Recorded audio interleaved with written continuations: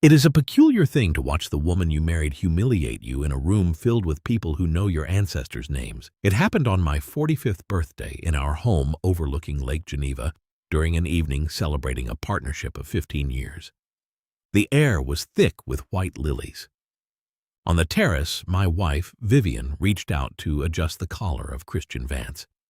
It was an intimate, lingering touch, her fingers smoothing his silk lapel with a tenderness she had long denied me.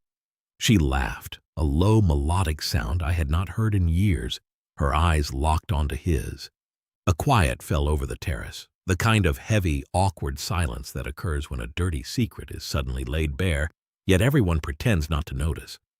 I stood near the glass doors, my hand wrapped around a glass of neat scotch. I did not drop the glass, I did not confront them. I simply smiled and raised my glass in a silent toast. My grandfather, who spent his life assembling tourbillons in the Vallée de Joux, always told me that the loudest sound in a watchmaking workshop is the one that suddenly stops. He taught me that a watch does not fail because the mainspring snaps with a dramatic crash, but because a single microscopic speck of dust wedges itself between the teeth of the escape wheel, slowly grinding the mechanism to a halt. In our family, we did not scream or make scenes. We observed. We waited. We let the gears turn until the tension reached its absolute limit, then watched the release. My father used to say that a man who cannot control his face has already lost his fortune. I learned to mask my thoughts behind a polite, unchanging smile, a habit Vivian often mistook for apathy. Vivian resented this quietness. She was the daughter of an ambitious but cash-strapped family, raised with the belief that life was a theater where the loudest actor won. When she married me, her family celebrated as if they had conquered a fortress. They believed they had secured stability, a shield against obscurity. But Vivian did not want a shield. She wanted a sword. She wanted the drama of high society, the thrill of conquest, and the constant validation of envious glances. She viewed my quiet demeanor as weakness. Over the years, she began to chip away at my presence in our own home, correcting my French in public and telling stories that turned me into a footnote in my own life. I allowed it. Every small humiliation was simply a data point, cataloged with cold precision. Then came Christian Vance, a hedge fund manager from London whose reputation for hostile takeovers was matched only by his arrogance. He entered our social circle with aggressive grace, identifying Vivian as an ally, and eventually, something more. He began advising her on her charitable foundation, suggesting aggressive investment strategies that bypassed our family office's traditional channels. Vivian was intoxicated by his bravado, seeing in him the reflection of her own unfulfilled ambitions. I watched them at dinners, gallery openings, and charity galas. I watched the subtle shifts in their body language, the shared glances, the conversations that dropped to whispers when I entered. Christian treated me with a condescending familiarity, clapping me on the shoulder as if I were a slow-witted uncle. I let him. I did not intervene. Instead, I opened an encrypted server and documented their financial transactions. Because Christian was arrogant, he believed his brilliance shielded him from scrutiny. Because Vivian believed I was oblivious, she used her administrative access to our family's private equity accounts to facilitate Christian's short-selling schemes. They were using my family's historic name and resources to fund their private empire, trading on insider information with a reckless disregard that bordered on pathological. For 9 months, I watched them build their house of cards. I watched as they transferred assets, signed non-disclosure agreements, and coordinated private meetings at luxury hotels. I had every email, wire transfer, and incriminating text message archived. I was preparing a total dismantling. The night of my birthday, after the last guest had departed, Vivian stood by the fireplace, sipping her wine. She looked at me with pity and defiance.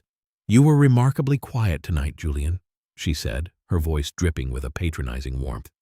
"Even for you." I walked over to the desk, poured another splash of scotch, and looked out at the dark waters of the lake. "I was merely appreciating the music," I replied. She offered a dismissive nod, turned, and retired to her room. She had no idea her world had already begun to end. At precisely 2 o'clock in the morning, while she slept, I sat at my mahogany desk and initiated the sequence. I emailed a meticulously organized dossier to the Swiss Financial Market Supervisory Authority, detailing every single unauthorized transaction and insider trade committed by Christian Vance and facilitated by Vivian.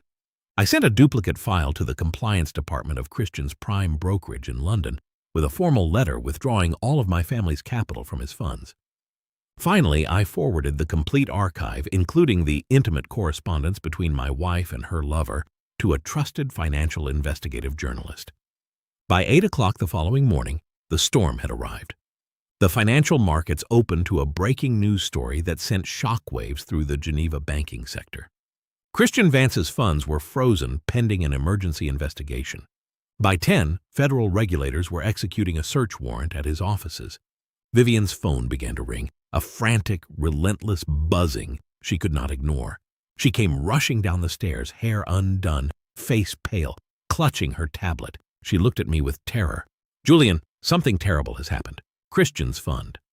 They're saying there's an investigation. They're mentioning our foundation." I sat at the breakfast table reading the morning paper, a cup of black coffee steaming beside me. I did not look up. I simply reached into my breast pocket, pulled out a thick envelope containing copies of the dossier, and slid it across the table. She opened it with trembling hands. As her eyes scanned the pages, the color drained from her face. She read the emails, saw the bank statements, and stared at the photographs of Zurich. She dropped the papers, her voice cracking as she attempted to explain, to apologize, to spin a narrative of vulnerability. She spoke of how Christian had pressured her, how she felt trapped, how she only wanted to build something of her own. I listened to her. I let her speak until her voice faded into a quiet, desperate sob. When she was finished, the silence returned to the room, heavy and absolute. I folded my newspaper, stood up, and looked down at her.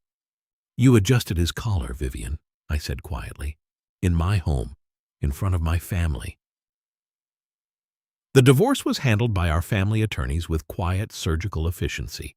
Vivian signed the agreement without protest, leaving with only the clothes she brought into the marriage and a modest stipend.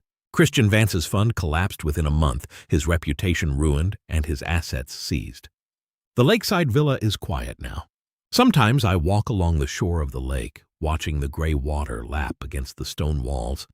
I think of my grandfather's workshop, of the delicate gears turning in perfect harmony, and the immense power of a single, well-placed silence. Vivian once told me that my quietness made me invisible. She was wrong. Silence is not invisibility.